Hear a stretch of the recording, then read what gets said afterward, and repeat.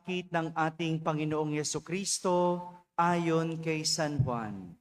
Noong panahong iyon, umalis si Jesus kasama ang kanyang mga alagad. Pumunta sila sa ibayo ng Batis Cedron at pumasok sa isang halamanan doon. Ang lugar na ito'y alam ni Judas na nagkanulo sa kanya, sapagkat madalas magpunta roon si Jesus at ang kanyang mga alagad. Pumaraon si Judas kasama ang ilang bantay sa templo at isang pangkat ng mga kawal na padala ng mga punong saserdote at mga pareseyo. May dala silang mga parol, sulo at sandata. Alam ni Jesus ang lahat ng mangyayari sa kanya, kaya't sila'y sinalubong niya at tinanong, Sino ang hinahanap ninyo? Si Jesus sa taga-Nazaret. tugon nila. Sinabi niya, Ako si Jesus. kaharap nila si Judas na nagkanulo sa kanya. Nang sabihin ni Jesus na siya nga, napaurong sila at nabuwal sa lupa. Muli siyang nagtanong, Sino nga ba ang hinahanap ninyo? Si Jesus sa taga-Nazaret. sagot nila. Sinabi ko na sa inyong ako si Jesus. Kung ako ang hinahanap ninyo, hayaan ninyong umalis ang mga taong ito. Wika niya. Sinabi niya ito upang matupad ang kanyang salita. Walang napahamak kahit isa sa mga ibinigay mo sa akin, Ama. Binunot ni Simon Pedro ang kanyang tabak at tinaga ang alipin ng pinakapunong saserdote. Natigpas ang kanang tainga ng alipin yaon na ang pangalay Malco. Sinabi ni Jesus kay Pedro, Isalong mo ang iyong tabak. Dapat inumin ang kalis ng paghihirap na ibinigay sa akin ng Ama. si Jesus ay dinakip at ginapos ng mga bantay na Hudyo at ng pangkat ng mga kawal sa pamumuno ng kanilang kapitan. Siya'y dinala muna kay Anas, na biyena ni Caifás, na pinakapunong saserdote ng panahong yaon. Si Caifás ang nagpayo sa mga Hudyo na mas mabuti para sa kanila na isang tao lamang ang mamatay, alang-alang sa bayan. Si Simon Pedro at ang isa pang alagad ay sumunod kay Jesus. Kilala ng pinakapunong saserdote ang alagad na ito, kaya't nakapasok siyang kasama ni Jesus sa patio ng bahay ng pinakapunong saserdote. Naiwan naman si Pedro sa labas ng pintuan. Lumabas ang alagad na kilala ng pinakapunong saserdote, kinausap ang dalagang nagbabantay sa pinto at pinapasok si Pedro. Si Pedro'y tinanong ng dalaga, Hindi ba't isa ka sa mga alagad ng taong iyan? Hindi. sagot ni Pedro. Maginaw noon, kaya't nagpabaga ng uling ang mga alipin at mga bantay at tumayo sa paligid ng siga upang magpainit. Nakihalo si Pedro at nagpainit din. Si Jesus ay tinanong ng pinakapunong saserdote tungkol sa kanyang mga alagad at sa kanyang itinuturo. Sumagot si Jesus. Hayaan akong nagsasalita sa madla. Lagi akong nagtuturo sa mga sinagoga at sa templo ng mga Hudyo. Wala akong sinabing palihim. Bakit ako ang tinatanong ninyo? Ang tanungin ninyo ay ang mga nakarinig sa akin. Alam nila kung ano ang sinabi ko. Pagkasabi nito, siya'y sinampal ng isa sa mga bantay na naroroon. Bakit mo sinasagot ang kanya ng pinakapunong saserdote? Tanong niya.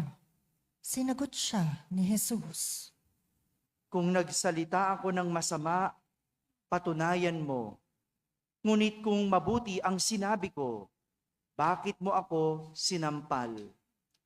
Si Jesus na nakagapos pa noon ay pinadala ni Anas kay Caifás, ang pinakapunong saserdote. Samantala, naroon pa rin si Simon Pedro at nagpapainit. Siya'y tinanong nila. Hindi ba't alagad ka rin ng taong iyan? Hindi. Sagot ni Pedro. Tinanong naman siya ng isa sa mga alipin ng pinakapunong saserdote. Kamag-anak ng lalaking tinigpasan niya ng tainga. Hindi ba ikaw ang nakita kong kasama ni Jesus sa halamanan? Muling itinatwa ito ni Pedro. Siya namang pagtilaok ng manok. Mula sa bahay ni Caifás, si Jesus ay dinala nila sa palasyo ng gobernador.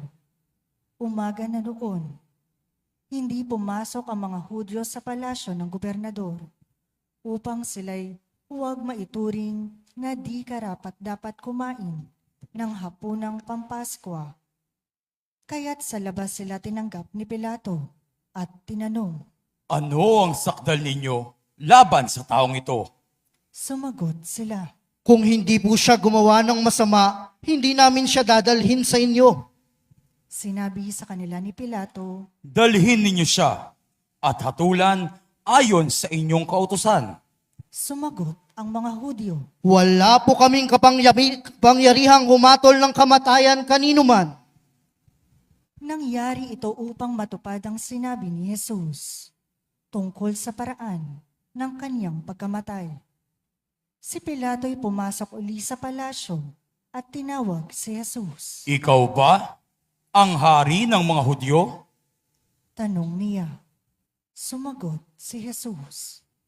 Yan ba ay galing sa inyong sariling isipan o may nagsabi sa inyo?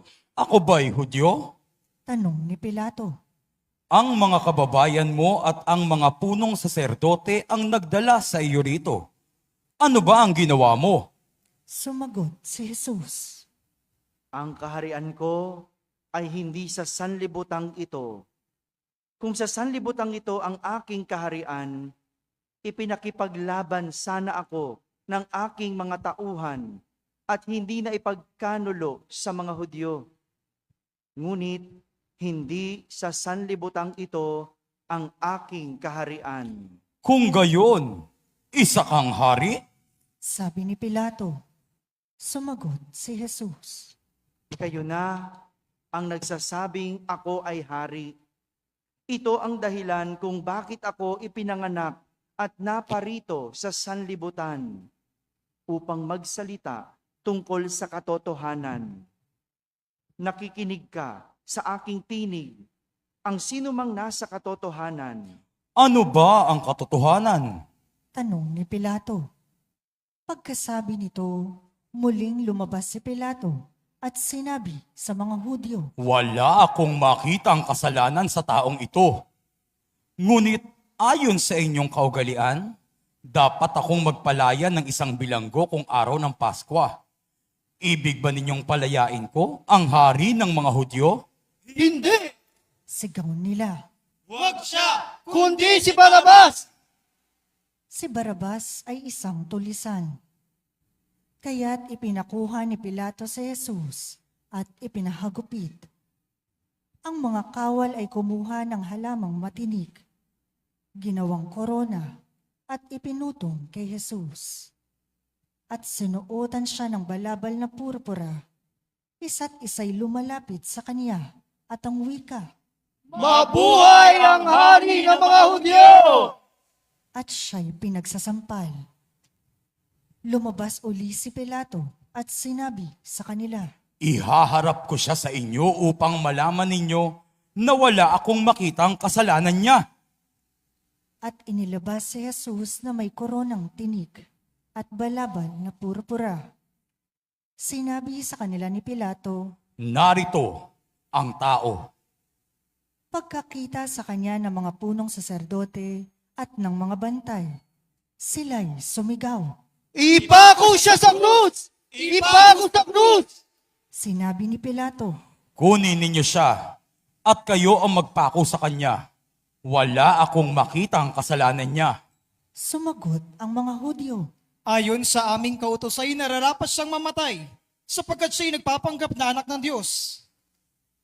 Lalong natakot si Pilato nang marinig ang mga pananalitang ito. Muli siyang pumasok sa palasyo at tinanong si Jesus. Taga saan ka ba? Subalit, hindi tumugon si Jesus. Ayaw mo bang makipag-usap sa akin?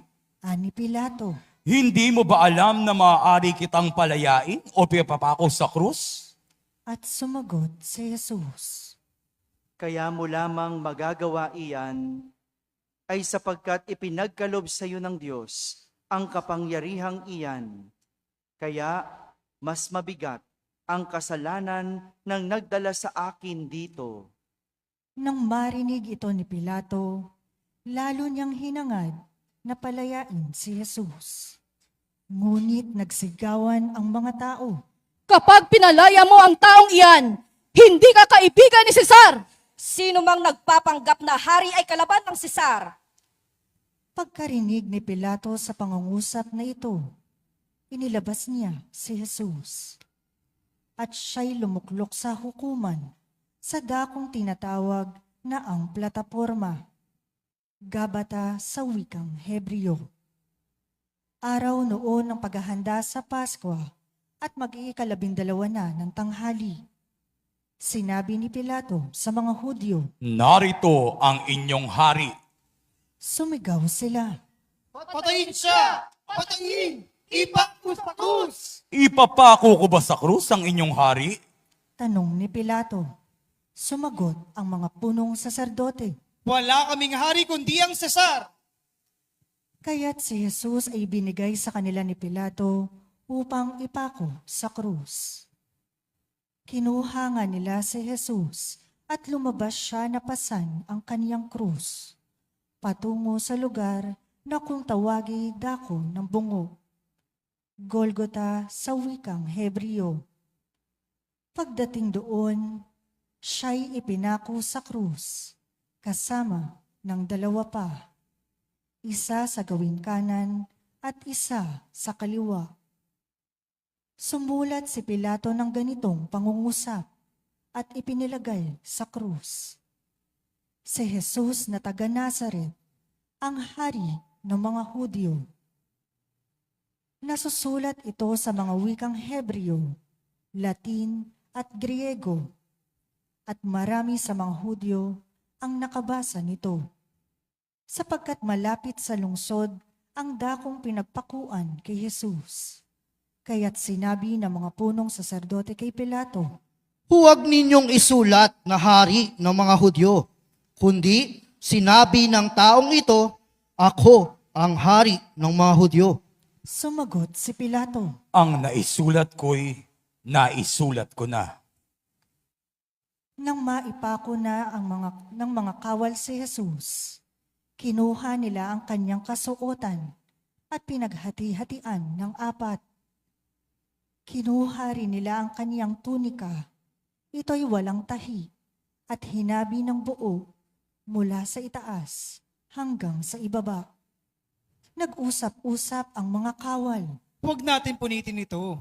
Magsapalaran na lamang tayo para malaman kung kanino ito mauuwi.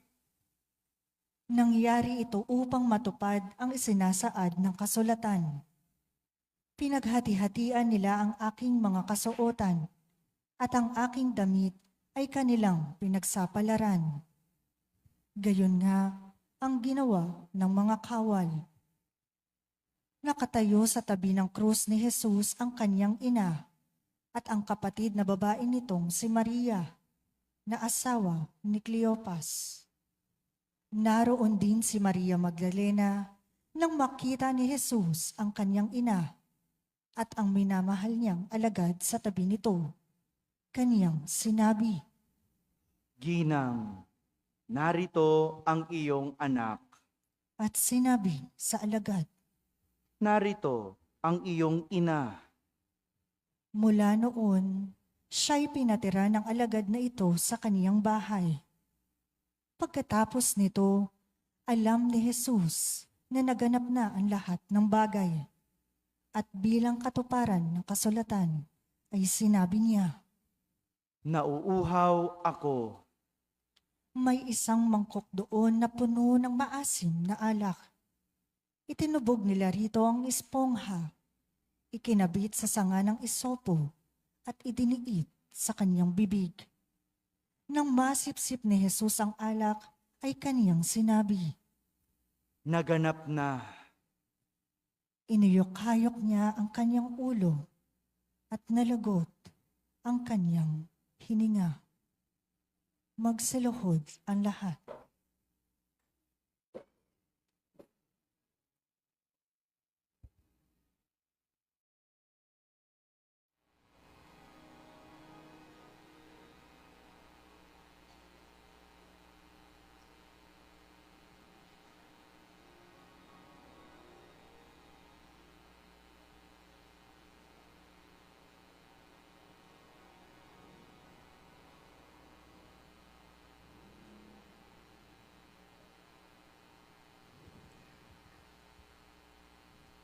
Magsi-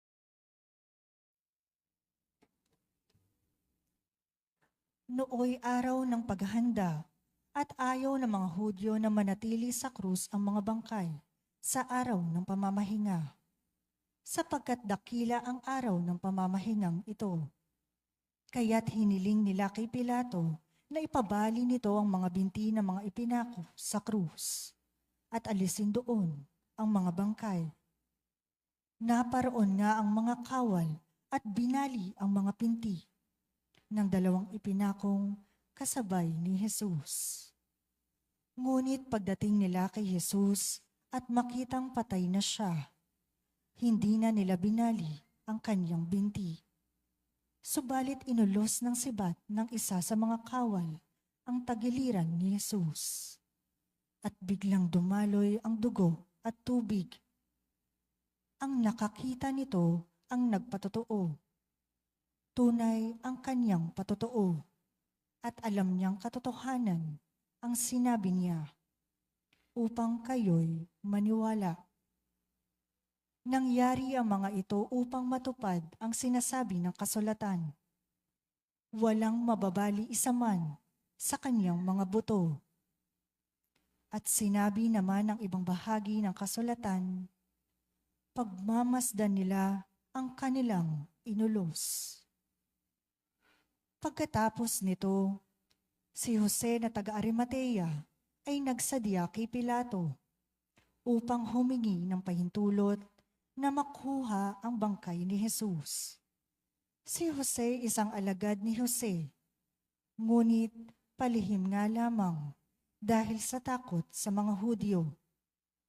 At pinahintulutan siya ni Pilato, kaya't kinuha ni Jose ang bangkay ni Jesus.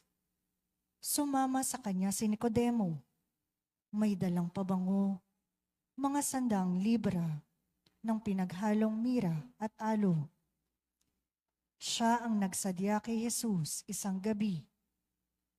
Kinuha nila ang bangkay ni Jesus at nilagyan ng pabango habang binabalot sa kayong lino, ayon sa kinaugalian ng mga Hudyo.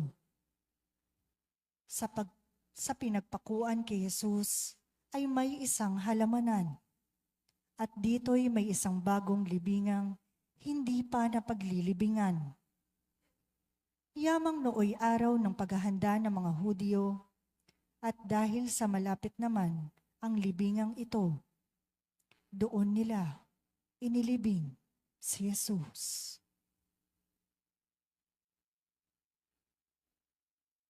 Ang mabuting balita ng Panginoon. Pinupuri ka namin, Panginoong Hesukristo. Magsiupo ang lahat. Isang magandang hapon po sa inyong lahat. Pakibati naman ang katabi ninyo ng magandang hapon.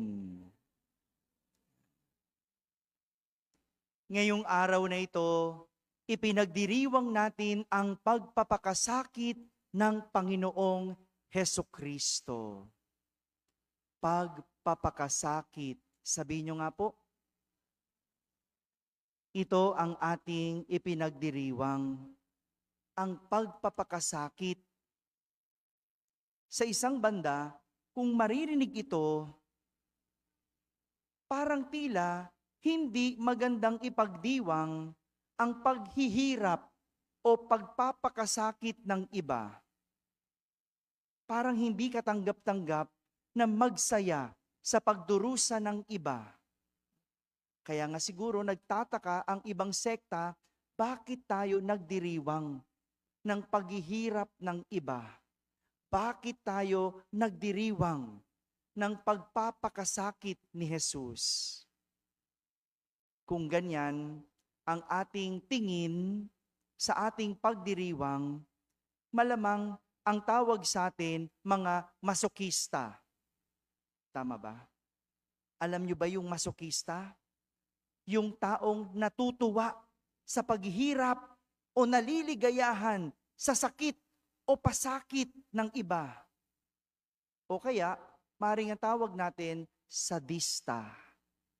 Sila yung mga natutuwa kapag nahihirapan ang iba.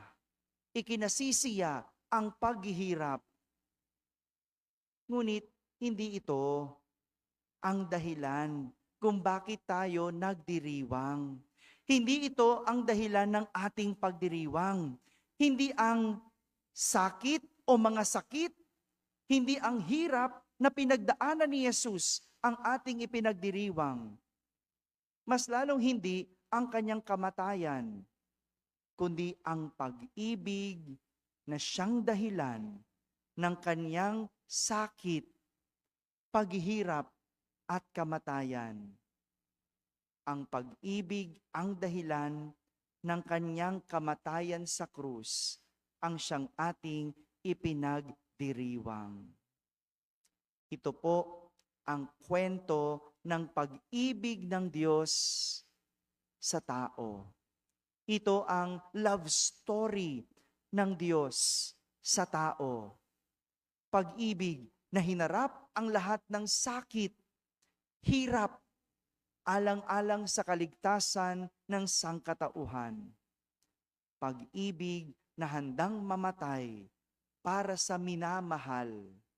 Pag-ibig na inakap ang krus para ang iba ay mabuhay. Ito ang pag-ibig ng Diyos sa tao. Sa ating unang pagbasa, ipinapakilala sa atin ni Propeta Isaías ang isang lingkod ng Panginoon na handang magdanas ng hirap at sakit para sa iba, kapalit ang mabuhay mula sa pagkakasala. Dagdag pa ni Propeta Isaías, siya yung lingkod na nasugatan ng dahil sa ating kasalanan, binugbog dahil sa ating kasamaan. Imagine nyo, tayo ang may kagagawan, pero iba ang nahirapan. Tayo ang may sala, pero iba ang nagdusa. Tayo ang may nagawang mali, pero iba ang nahihirapan. Ang pag-ibig na ito ay tinatawag nating sakripisyo. Sakripisyo. Sa Ingles, sacrifice. Sabihin nyo nga po, ang salitang sacrifice ay mula sa dalawang salitang Latin, sacra at facere. Sacra, ibig sabihin, sacred things, banal na mga bagay. Facere, ibig sabihin, to make or to do. Kaya pag pinagsama, ang ibig sabihin, to make holy. To make holy. Sacrifice, gawing banal. To make holy. Isang pag-ibig na banal, na ang dahilan ay pag-aalay at pagbibigay ng buhay para ang iba ang makinabang. Kaya nga, ang tawag natin sa araw na ito ay Biyernes Santo. Biyernes Santo, banal na Biyernes. Dahil ang araw na ito ay araw ng isang tao na gumawa ng isang banal na sakripisyo. banal na sakripisyo. Sa Ingles, ang tawag natin sa araw na ito ay Good Friday. Good kasi merong isang mabuti. Merong isang mabuti na nag-alay ng sarili. Siya yung lingkod ng Panginoon na nagsakripisyo, nag-alay ng buhay, gaya ng tinutukoy ni San Pablo sa ating ikalawang pagbasa. Siya yung walang iba kundi ang Panginoong Hesukristo. Bagamat anak ng Diyos, natutuhan niya ang kahulugan ng pagsunod sa pamamagitan ng pagtitiis. Dahil sa kanyang pagtitiis at kamatayan, ang lahat ay naligtas mula sa kasalanan. Ito po ang ipinagdiriwang natin sa araw na ito. Ang pag-ibig ng Diyos na handang mamatay para ang sangkatauhan ay mabuhay. Hindi po ito malayo sa mga karanasan natin, sa mga pinagdiriwang natin. Naalala ko po, na pagkukwentuhan namin, kapag nakikita-kita kami ng aking mga kapatid, minsan na lang kami magkita-kita dahil may mga kanya-kanyang buhay. Tuwing Pasko, pag summer, doon lang kami nagkikita-kita. At nagkukwento-kwentuhan kami. Pinagkukwentuhan namin minsan yung mga pinagdaanan namin. Kung paano kami pinalo ng aming tatay, kung paano kami pinarusahan ng aming nanay, kung paano kami humarap sa pader, kung paano kami pinagtrabaho sa aming shop.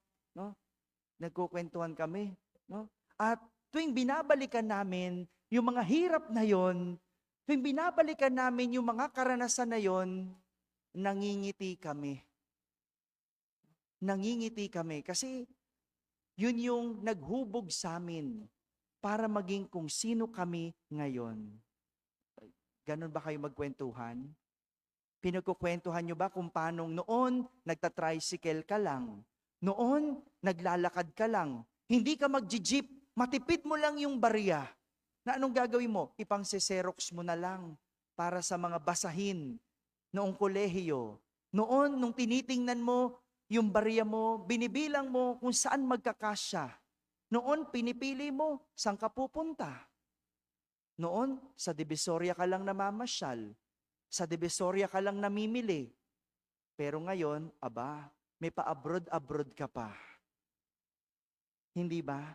Pero ngayon, nakaluluwag-luwag ka na.